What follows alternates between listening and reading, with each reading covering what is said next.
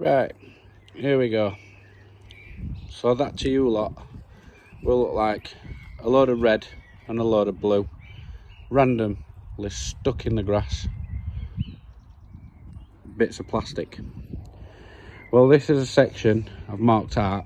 Obviously it's not very challenging because it's in my own back garden, but this is just an example of what we're doing when we get to a section in a competition. So you always have a red on the right and a blue on the left. So as I walk through, I will explain where I'm going to go with the bike, sidecar, solo, whatever. So these two would be the start gates. They do have start 1 to 10 on each section. So this would be section 1. So you have a red flag on the right and a blue flag on the left. So if you was to mount your bike and set off, you can't go straight up the garden because there's a red and a blue.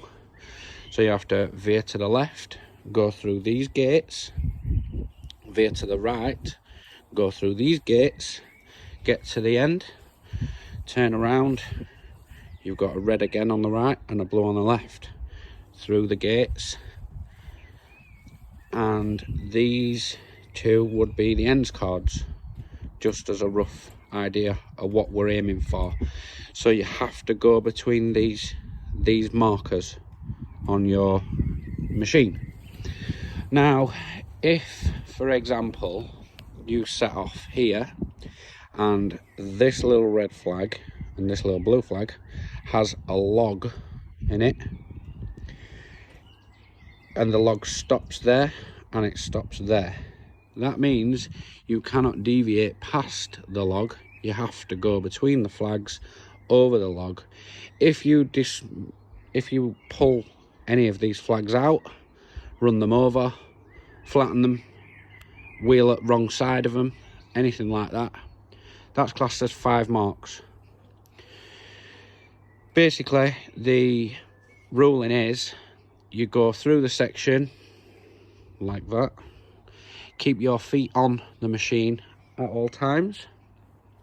If you don't keep your feet on the machine, you could go through and put your foot down there and put your foot back on and go. That is classed as 1 mark lost. If you go to there and put your foot down there and then put it back on, keep going, put your foot down there and keep going and get out, that's a 2. This is where it gets more interesting. So if you set off and all this is rocks and doing this and bouncing you around and whatever, you can put your foot down when you get through these gates. You can put your foot down the whole way around, all the way. You could dab 23 times if you wanted, all the way through. As long as you're still moving while you're dabbing, that's classed as 3 marks lost. If you go in and you fall off there, that's 5. If you go in and get to there and stall, that's a 5. The only person that is allowed to put their feet down is the rider. If your passenger, if you go through here and your passenger falls off, that's a 5. If your passenger even puts their foot on the floor or touches the floor in any way, shape or form, that is a 5. If you come round here, and like I said in my other video, if your sidecar lifts up like that and your passenger goes, ooh, nice tree there, and puts their hand on that tree to stop you from flipping over, that is 5 marks. They don't use 4. They never have used 4 as a mark. 4 has never been in the equation, don't know why, but the maximum you can lose in a section is 5 marks. As a rule, a normal standard trial will be 4 laps of 10 sections, so the flags I've just showed you, that'd be section 1, a little bit more difficult than what I've done in my own back garden. And then you go obviously 2, 3, 4 right up to section 10. We do 4 laps of 10 sections. The sidecars don't really do 4 laps of 10 sections, because when all us lot get together, it's more of a laugh than anything else. Obviously we all stand around, we have to get off and walk the section to know where we're going, make sure you don't go wrong. And we 9 times out of 10, if we were to do any more than 10 sections, or we do like 3 laps of 10 sections or whatever, we tend to run out of time. So it's not like you're on your own as a solo and you get to your section, you jump off your bike, lean it against a tree, run around the section, have a look where you're going, right, sound, jump back on the bike, ride it, you're off to the next one. Whereas with sidecars, a lot of the time they stick together, they go around together, again for purposes of newbies, new riders, new crews, which we're trying to get to come along and have a good go. So we, like I said, we stick together. If there's something that's a little bit, somebody's not really that confident about doing, we have been known to swap crews, like lady passengers, don't really like the look of that, don't want to do it, that's fine. One of the lads will jump in. The rider never changes. You never change your rider, you only ever change your passenger at a club trial. You wouldn't do that at a national. End of the day, you're a team, you're a crew, so you just use rider passenger in nationals. In club trials it's much different. Everybody's a lot more laid back. You're going out for a day's sport, you're going out to enjoy being with your mates. This night of nobody wants to get hurt. Everybody's got work on Monday morning. I definitely have. If you're lucky enough to not have work on Monday morning, spot on, give it a go. But we all like to be together as a group, helping each other out, making sure everybody's all right, making sure everybody gets through a section. If there's a bit of a steep bank that looks a little bit iffy, or you're coming down it, a lot of the crews will stand there waiting to catch if it does go wrong.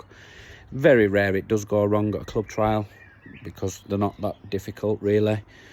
We like to encourage people into the sport. Personally, I'm not the Tony Bow of sidecar. People in trials world will know who Tony Bow is. I'm not the best rider, not by a long shot. There's lots of people out there that are absolutely phenomenal with these machines, where they get them to go, what they make them do, and it's just phenomenal. Like I say, I'm not the best in the world, I don't claim to be.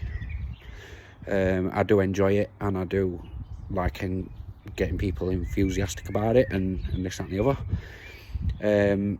So if you do want to come, have a watch, have a go, or even think about getting one, spot on. If you don't, and you just enjoy these videos, sound, not a problem.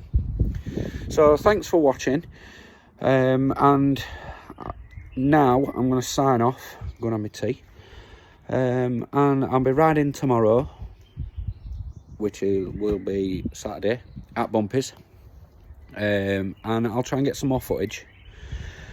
I'm enjoying doing the reels, but doing the reels, people are only seeing us riding with a bit of music, whereas doing these videos is a little bit more involving. It gets people interested in it, what's actually happening, what we're doing it for.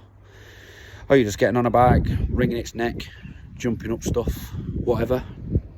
Yeah, but we do ride competition as well, so there is the scope there if you just wanted to come and ride at places like Bumpers, Eaton House Farm, Hulton Lodge Farm, or Inch Perfect Trials, somewhere like that, you know, pay and play days. Spot on. you can do that. If you did want to get more into it, like I said, Manchester 17 do run trials for sidecars. Eberackham Club in York, we're trying to get in with, we are in with their club. We are trying to get more outfits on the scene and get people riding them and bring people on, and you know, it is what it is. If you do like it, spot on. If sidecar's not for you, solos are for you, spot on. Whatever. It's just, I've always massively enjoyed the sidecars more than the solos, because I'm absolutely rubbish on the solo. I will admit that on camera. Much better on a sidecar. So thanks for watching, and I will upload more tomorrow. When we're actually riding, I will do the same again. I will mark out a section. I'll probably walk around it, do a video, show you what we're doing, where we're going, so that then when you do see the video, you actually get a better idea of what's happening. We're not just aimlessly aiming for a tree or aimlessly going up a bank or whatever. Like I said before, these flags, red on the right, blue on the left. Enjoy watching. Thanks for your time. Goodbye.